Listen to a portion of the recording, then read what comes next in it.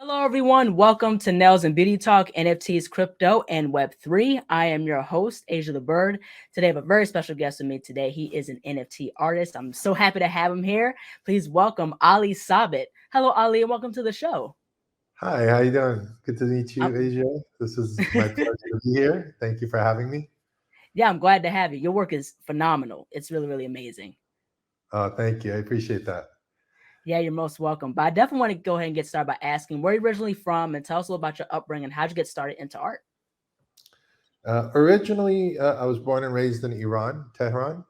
I Mm. was 10 years old when I moved to the United States. It was 1986. It's definitely a good year for hip hop. And Power 106, that's what I grew up on.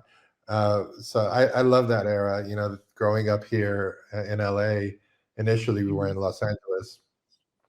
And Mhm. my beginnings as an artist really wasn't something that I would say. It just was kind of happenstance, right? I was using it to Mhm. get through school. I doodled in my notebooks and paper, Right. and my art stuff was more about just kind of having an escape from anxiety and whatever is Mhm. happening around us. We were in a war-ridden country in Iran, so there was, Mhm. the the war was very apparent. It was like around us. So there was probably a lot of trauma and things like that that I had to deal with. So I drew a lot. And Mhm. not necessarily at home. I don't remember ever drawing at home, but mostly at school in the sketchbooks. When I came here in junior high, I was given some uh, like little notes of like that I was going to be a designer kind of thing. Like Mhm. for example, I took a computer class that we worked on Macs and the Apple Mhm. IIc, which was one of the first Macs that was out. And Mm. I was designing like the school's, posters and, banners for the football Right. game or different things like that. And then Mhm. I also took a topography class, for example, things like in the seventh grade, I never thought I would need growing Right. up. And eventually I ended up being a full-time art director, designer, creative director.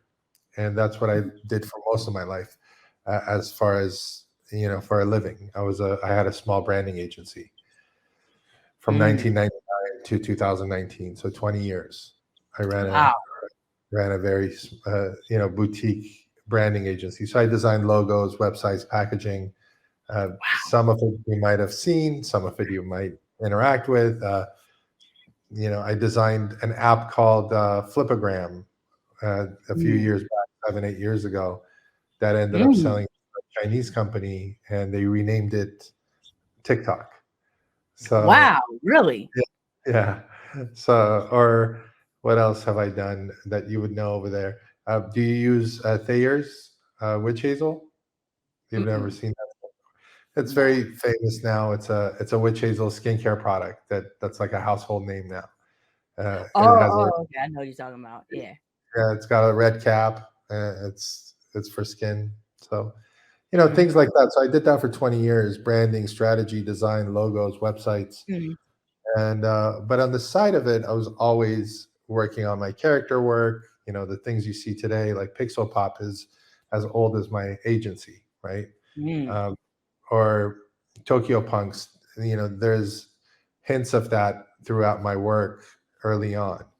And Mhm. then the paintings came later. I started painting in 2005 on canvas and then Mhm. built from there, going forward. Mhm. Yeah, that's really, really amazing. But I definitely want to get into just in regards to like just art. Are you mostly self-taught or did you go to like art school for art, possibly? No, I didn't go to art school. In Cal State Fullerton, I actually studied communications and advertising, Mhm. which was kind of a cop out major. It was just to try to get out. Never ended up, I was going to be in advertising for so long. I did take one illustration class and I got a D. Oh. So, that's that's the extent of my career as an artist. But mostly self-taught, things that I Mm. enjoyed doing, playing with different materials and different mediums, Mm. whatever, just playing. And through that play, some good stuff came out.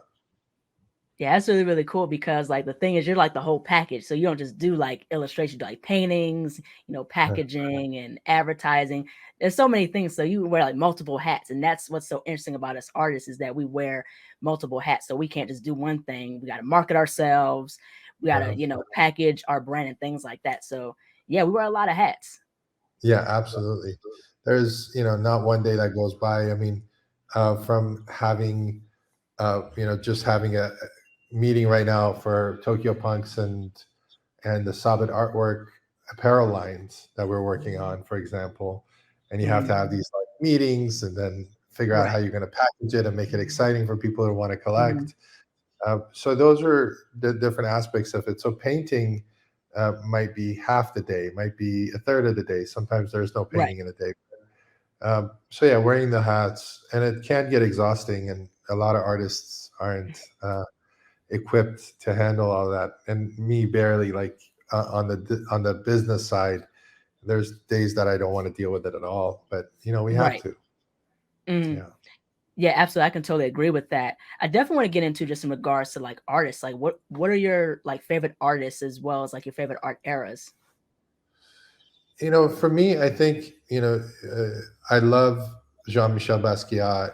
I think more than his work, I loved his dedication to the art, and I Right. loved his energy. When I Hmm. watch him on video, something happens to me where I end up having to like paint, for like hours right after. It's almost like taking a hit of something. Right.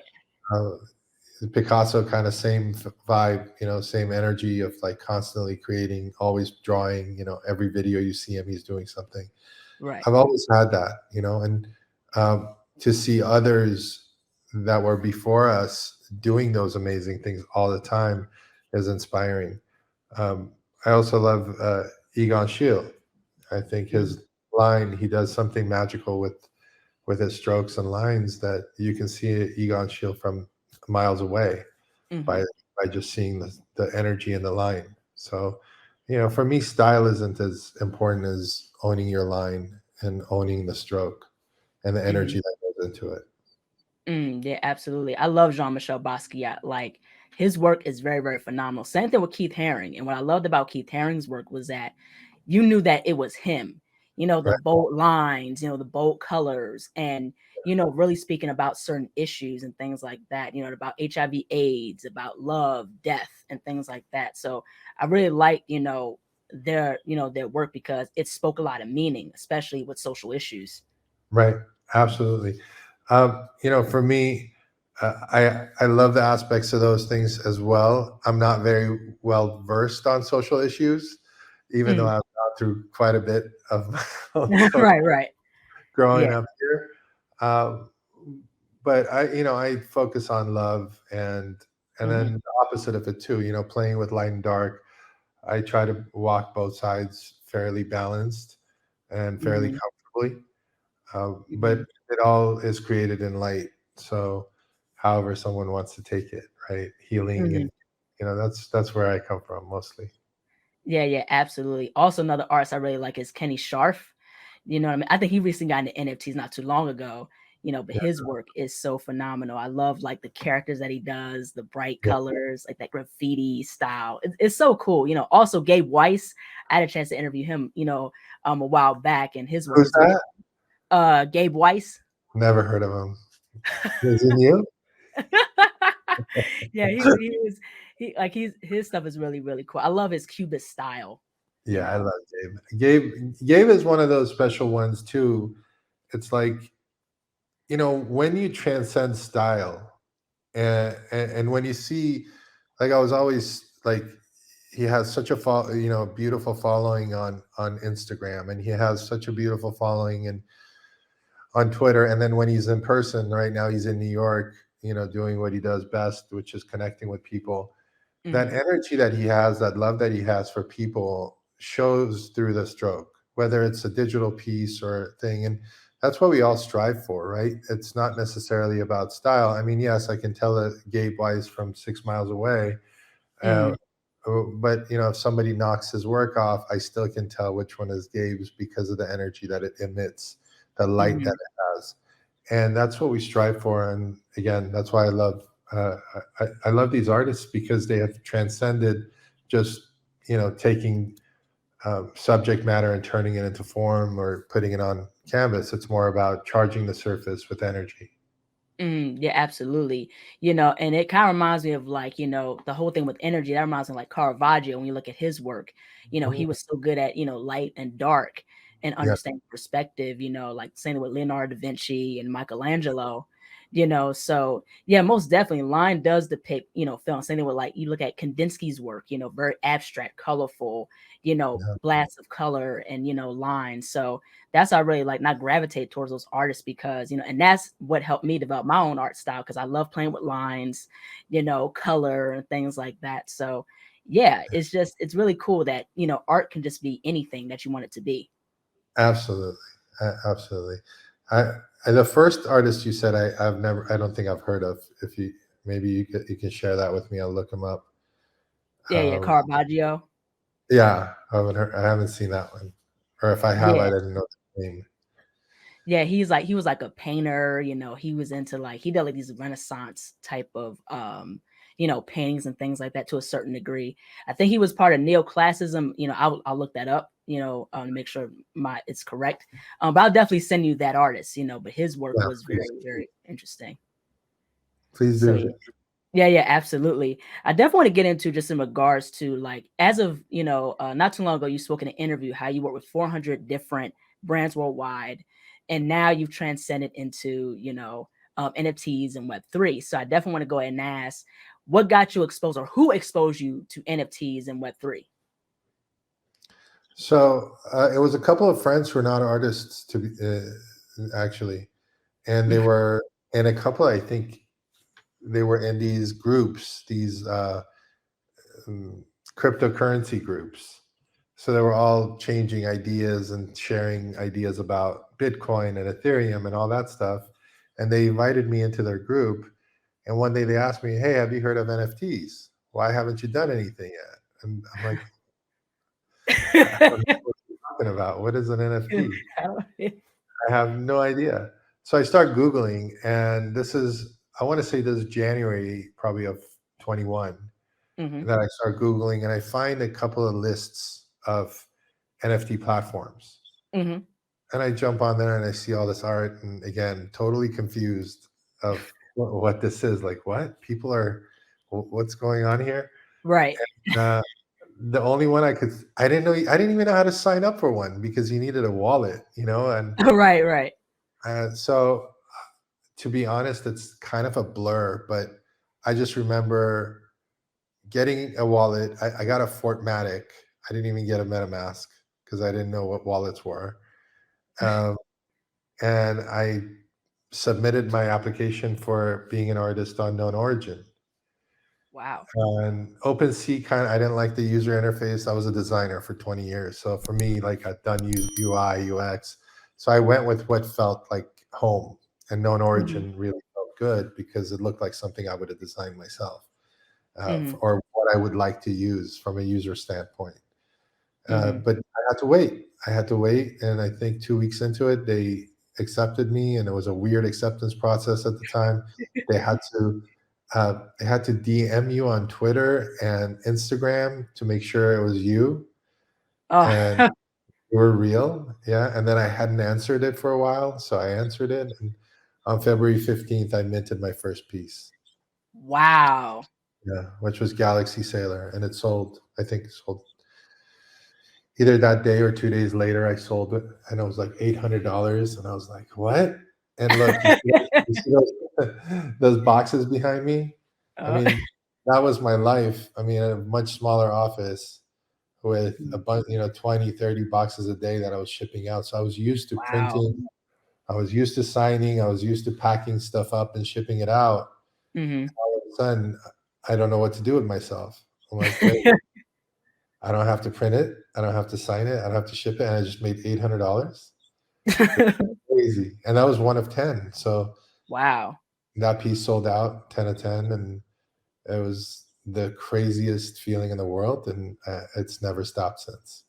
Wow, that's crazy. That's amazing though. You sold your first piece, $800. Wow, that's really, Yeah, really it cool. was half a ETH at the time. Oh, wow. Wow, that's very Uh, interesting. I yeah. definitely want to get into just in regards to this app that you started for artists called Moji Zoo. So tell us more about that app. So Mojizoo was a website in 2005. I started. It was the second social network for artists in the world, Mm, and it was for character designers like myself. The idea was, if I can get other people to pay attention to or get some attention, then maybe I can get some attention too. mm, And it ended up being a really incredible social network for artists. Over 50,000 members, um, over 20,000 characters were submitted. If you Google the images, go to Google Images and find the user interface, it was very much what you would consider probably a user generated PFP project. mm, A bunch of characters being submitted by different people. And then there mm, was a battle, and there was emoji war, and people started calling mm. characters emojis. So, and because of my site, and eventually Right. you had emojis. Wow. So we were pre iPhone. I actually created the first emoji app. What was called Mm, MojiCon Dispenser. mm, And MojiCon Dispenser, you would actually pull the fresh emojis, the new emojis that were submitted, into this app on mm, your computer, and people mm. could use those characters for their chats and emails and everything else. Wow.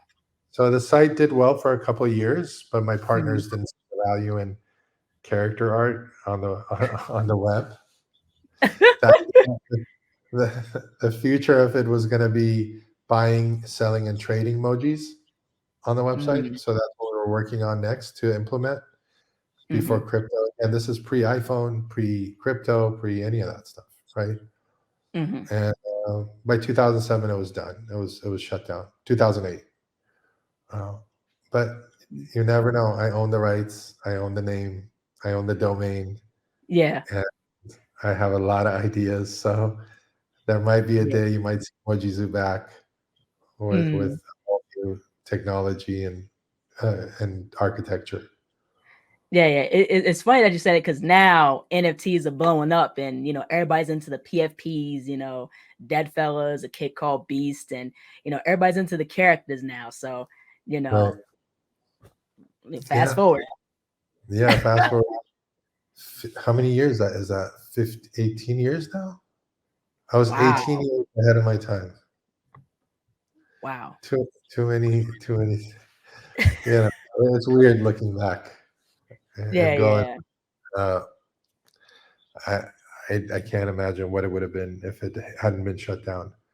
But a lot of the social networks that came after us, a lot of them I consulted on as they were building, like Aniboom.com and Mm-hmm. uh, sites like Threadless and things like Mm-hmm. that. I was consulting on as they were coming and building communities.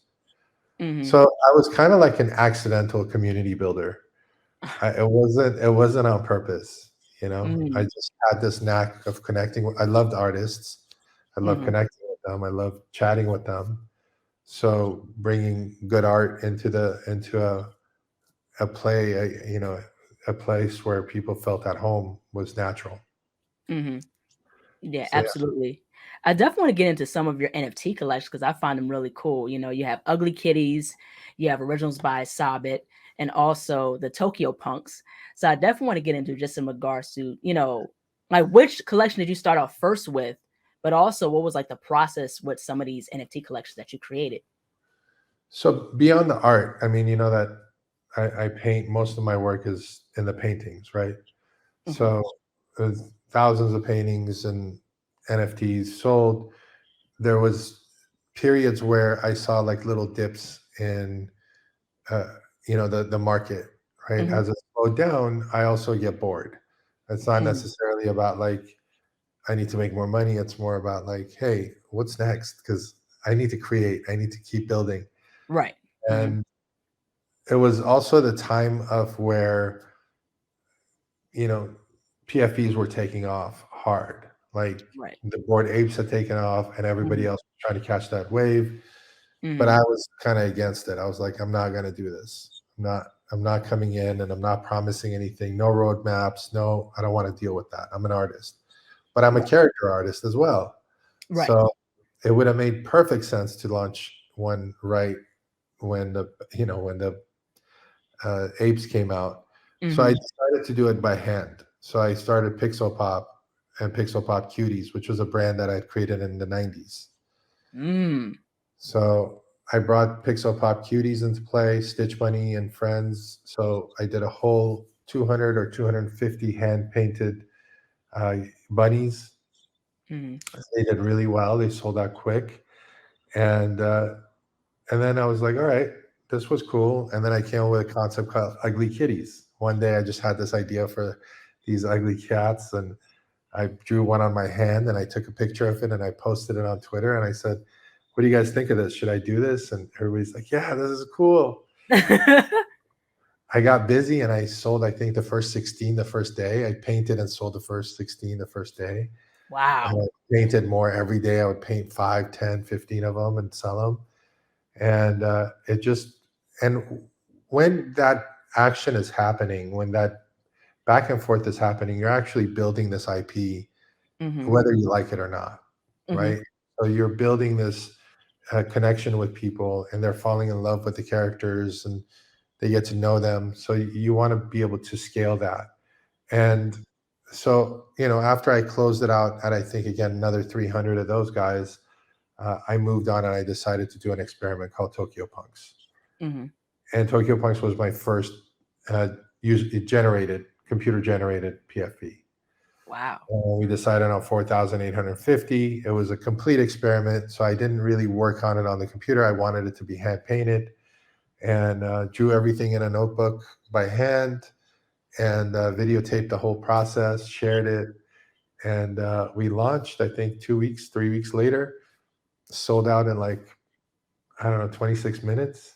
Wow. Uh, and then Wow. it did another crazy like $3 million on the secondary in like a week.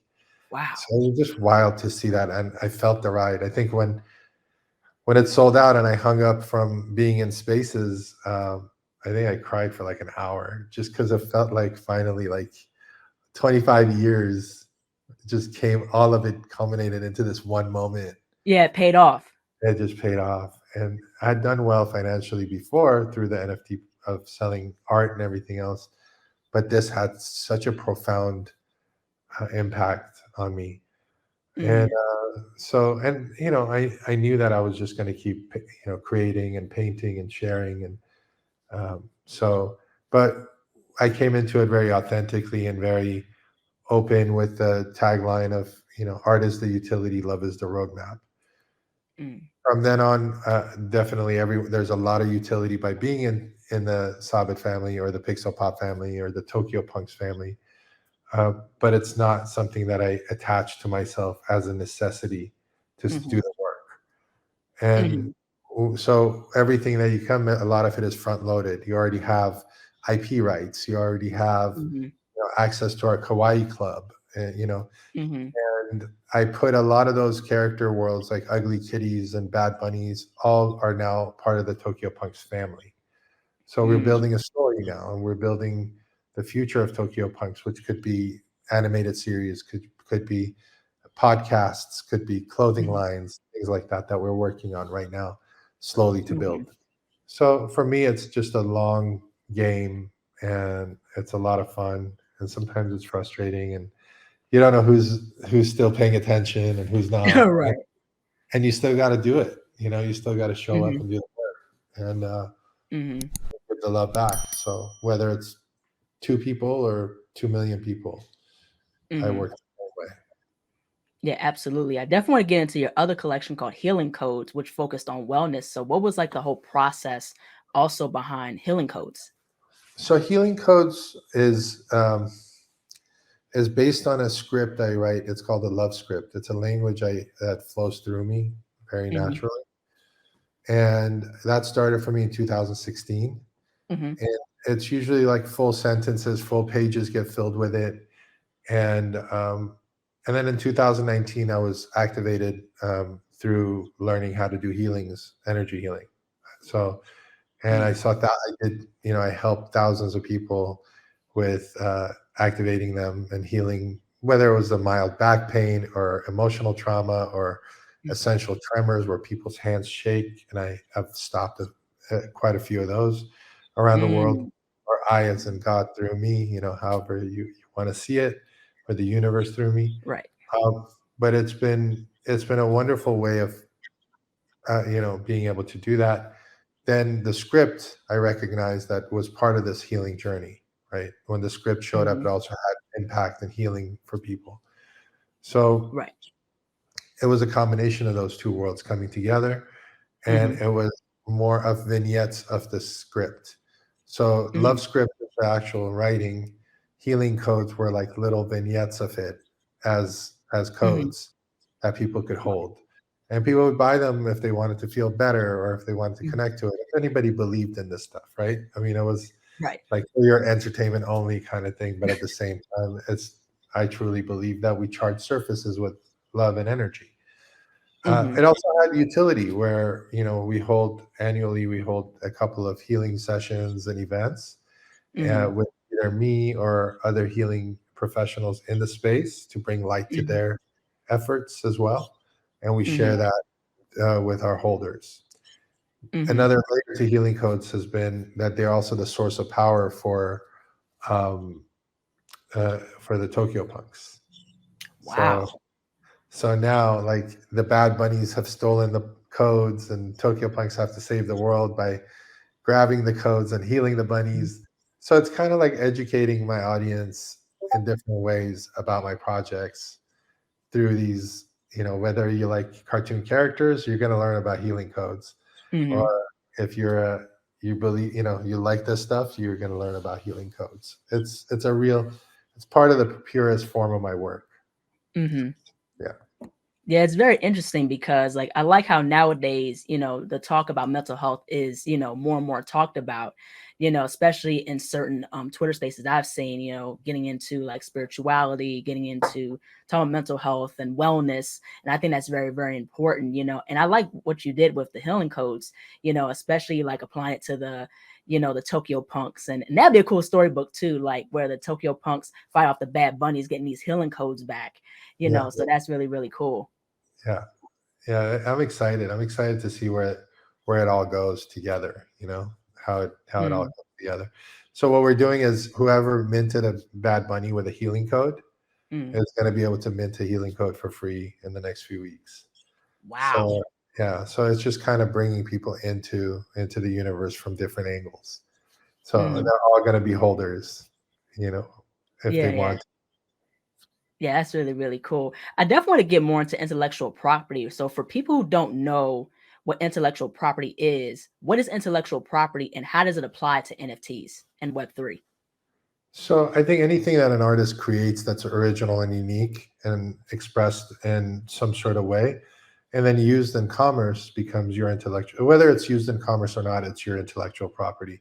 So you can copyright something that you've created, Hmm. just to have the safety of saying, "Hey, I created this," and you get to use it.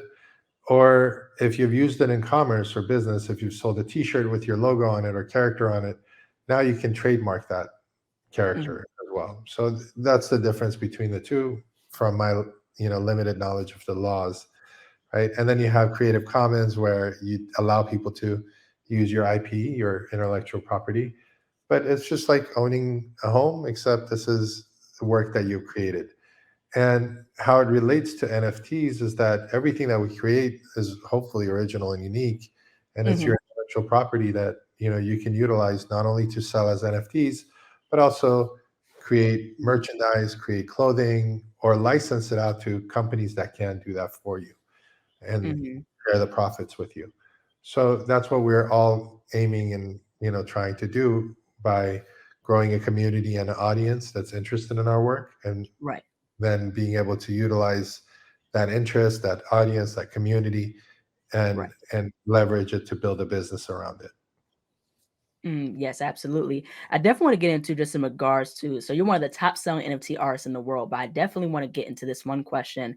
For those who are new into NFTs and who want to do their own NFT collection, what are some tips you could provide in regards to branding, especially how to sell, their work through NFTs? Like, what's the whole process? I think I always share 3 points with everyone.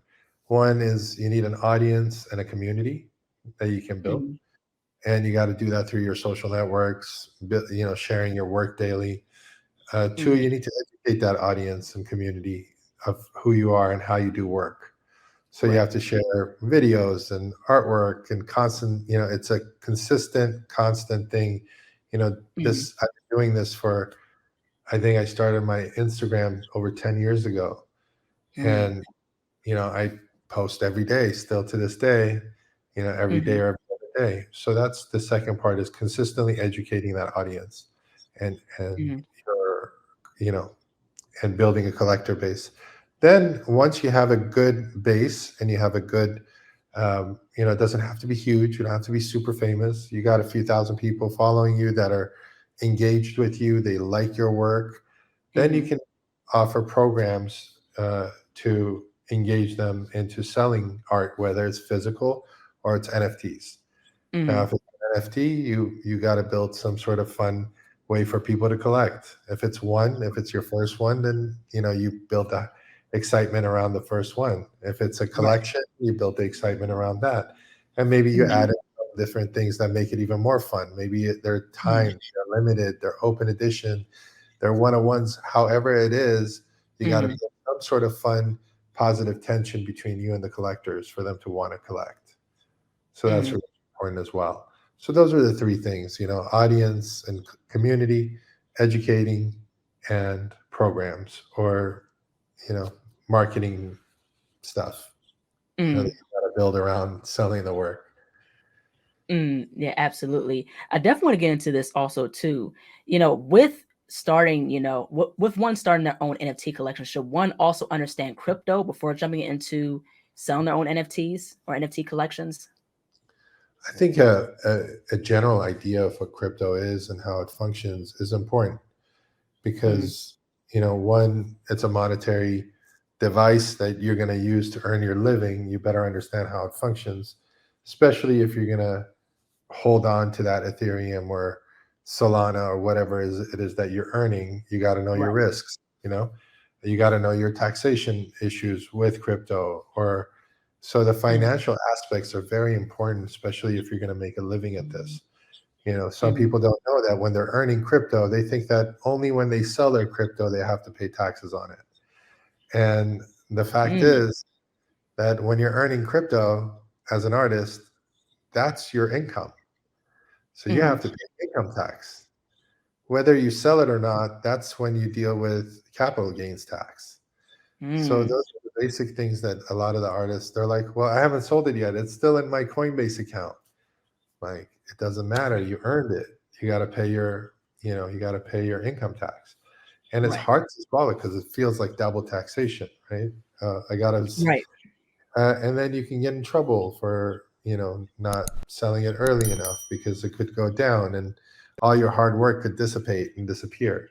So Mm-hmm. understanding how the market fluctuates and where we're living, whereas in the beginning I used to hold on to a lot more crypto, today I might not be. I Mm-hmm. might have some left in, have some out, so I can, I have a family, three kids. I want to make Mm-hmm. sure that they're taken care of.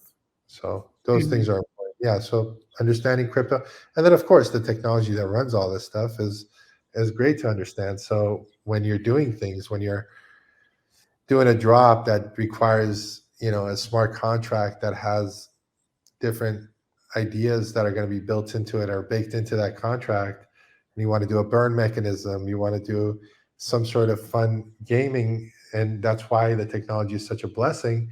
But at the same Mm-hmm. time, you need to know about it. Mm, absolutely. I definitely want to get into in regards to, bouncing off of this discussion this on this topic.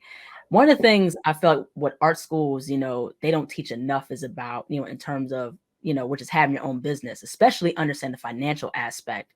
And, the thing is that, they'll only teach you the basics of, how to have your, own art style, or like, to have like a website and things like that, but they don't go into depth about, like how you were talking about taxation, owning a business, having your own business. You know what I mean? And I think that's very, very important, because that helps you become more equipped for the art industry, especially getting involved with the Web3 space, especially involving NFTs.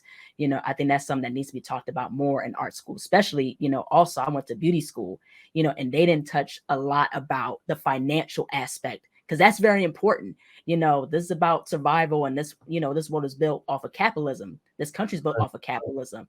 So, it is very important to have those discussions. Absolutely. I think if you're not putting some time into understanding how to build and run a business, you're going to have a very difficult time. I started my business in 1999 doing the branding work, and it wasn't easy.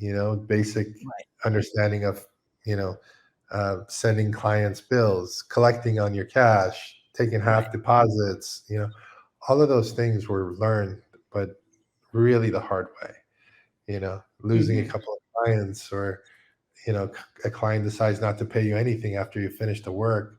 You take a couple of those, then you get a little harder, and your skin gets a little thicker, and then you understand more. And then, of course, doing your taxes every year, that's challenging if you don't have good paperwork and paper trails and receipts and things like that. So I think it's really important to educate ourselves as artists and business people if we're going to do it as for a living.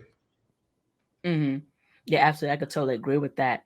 I definitely want to get into just in regards to the NFT market. What's your take on the NFT market? Do you feel like there's a decline in NFTs, or is there still a popularity within NFTs? I think that there's still a lot of love and life in NFTs.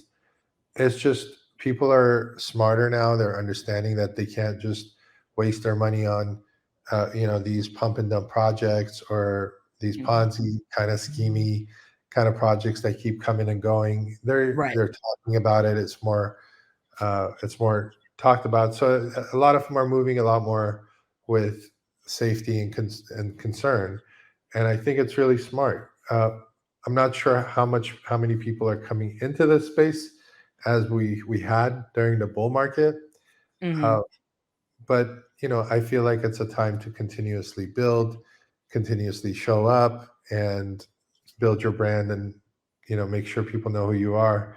So when it starts to take off again, you're prepared. Yeah, absolutely. Have you heard of this thing called I think it's called CBCDs? Possibly, I don't know if you heard of those. No, what is that? Yeah, it's like this this currency thing that, what's happening now, here in America, where it's like, they're trying to control like what you spend and things like that. Oh yeah, I've been hearing about that a lot on TikTok, and Yeah. a lot of talk on Instagram and all that stuff about it. Yeah, I mean, it gets you worried a little bit when you hear about that kind of stuff, right? But at the same time, you can't let it slow you down. I found myself watching a lot of these videos and going, "Oh, what's going to happen?" And doom and gloom, and the dollar's going to go to zero, and and then you're like, you know what? It doesn't matter. I called my dad actually a couple of days ago. I'm like, "Hey, I've been seeing this stuff that the dollar is going to zero, and there's the CBDC and all this stuff. And what do you think?" He's like, "Just be grateful for what you have, and go create more magic, and don't leave this stuff be." Now I get it. We have some people who are really vocal and strong about it, and we need those people as well. To go out there and fight, and we got to support people that are fighting for us and for our rights, always, right? In any social injustice or global injustice, but sometimes, but you can't, if you're going to make that your mission, that's a different mission in your life, right? If you're not going to make that your mission, it's good to be aware, but then go about doing your business and taking care of things. Yeah, right, exactly, most definitely. So considering all your experience, would you say you know all there is to know about NFTs, or is there still a discovery of what could possibly be an NFT? Oh my God, no, I know nothing. Like, I know nothing. I mean, I stay pretty true to my core of being an artist in this space, and someone who can support other artists. And I like to use the technology for good, whether it's raising funds and awareness for, some things out there that I've done before, whether it was Ukraine or Iran, or whoever's having a hard time. But at the same time, uh, I typically wait for the technology to get to a place where it's easy for me to use. Mm-hmm. And that's why I like the things that you see, like manifold and open editions and burn mechanisms. These things people were doing before, right? I Mm-hmm. think a year and a half ago when, an NFT project came out, I think with Mad Dog Jones, and it was called, I forget what it was called, but it had like a burn mechanism. They're like, oh yeah, you buy Mm-hmm. 5, you burn 3, and you get something else. And people were Mm. crazy to buy it. And I was like, what does this all mean? I mean, and I had been in it for like a year. It's like, burn what? Like, what is the burn? Why are they promoting burning this stuff? And then I got it. I mean, but it took a while till it caught up to Mhm. me. So yeah, I think there's probably so many technologies that people are using right now that is too Mhm. difficult for the average consumer to use, to build at Mhm. least. People can get into it and buy it, staking and coins and, reward programs. Uh, but there's also companies being built like Remix right now. I don't know if you've heard of Remix, REMX, No.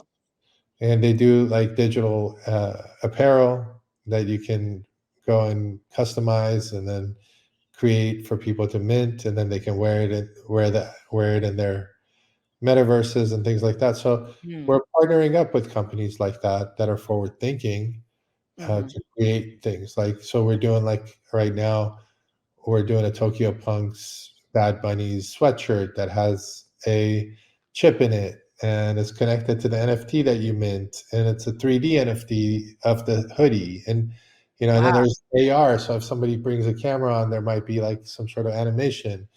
So those are the things that Remix is doing, and we're excited to be a part of that and to build with them through our catalog of IP. Mm. Yeah, that's really, really cool because, I love where NFTs are going now, especially like how you mentioned about the AR augmented reality, not just with the virtual reality, but also the augmented reality, especially, you got platforms like, the Centraland, you got Sandbox, Mhm. and that's still up and going. There's a platform called DressX, and they do like, the AR style, fashion where you buy different garments and you wear them, Yeah. use your camera, you have it on, you walk down the street, Mhm. the whole AR thing, it kind of reminds me of Pokemon Go. All right. That was popular during my time in high school. Everybody was playing Pokemon Go. So it's All right. really cool of how just, technology concerning Web3 and NFTs is going. Yeah, absolutely. One of my friends still plays Pokemon Go, Oh, really? and he's a little older than me. So, uh, but the other day I asked him, I said, "Do you like the game still?" And he goes, "It's not so much about the game as it is about the community." Hmm. And he's built a group of friends, and that like to go hang out and have some coffee and walk around and catch Pokemon. But it's the community and the camaraderie that comes with that, playing a game in real life, Right. that makes it happen. So I'm interested to see more of that in NFTs. It's going to be fun. Mm. Where you might be chasing around catching like little bad bunnies everywhere. Yeah, I can see the Bad Bunnies like in like Sandbox or something like that, Yeah. having Yeah. their own world or whatever. Yeah. That'd be really cool. Yeah, that'd be really, really awesome. But I definitely want to get into, so what is like the future like for you? If you could plot out the next 10 years, like where do you see yourself and Bad Bunnies, Tokyo Punks like in the next 10 years or so?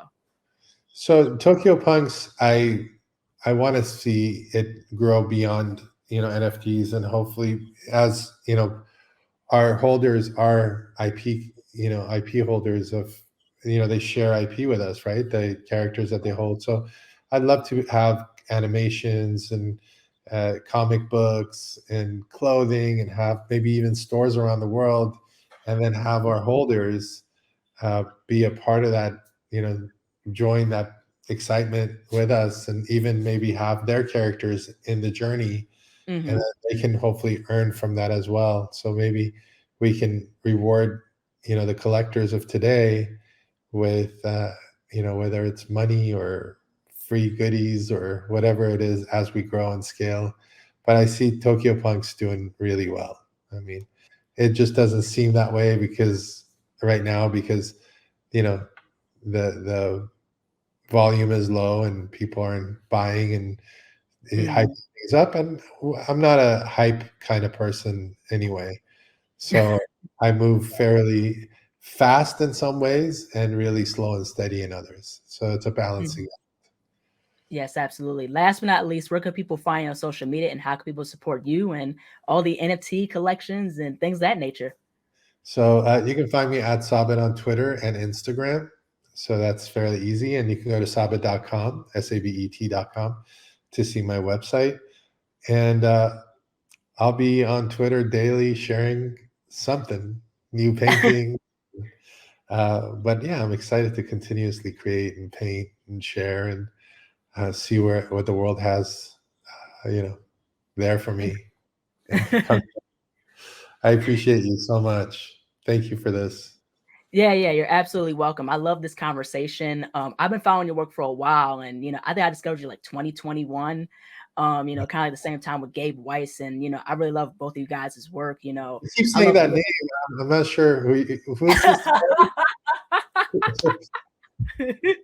But your work is absolutely phenomenal. You're absolutely multifaceted in what you do, and just keep doing the amazing work. I love the Tokyo Punks. I don't own one, but I love the collection. I love what you're doing, especially with the healing codes about wellness, and that's really, really cool.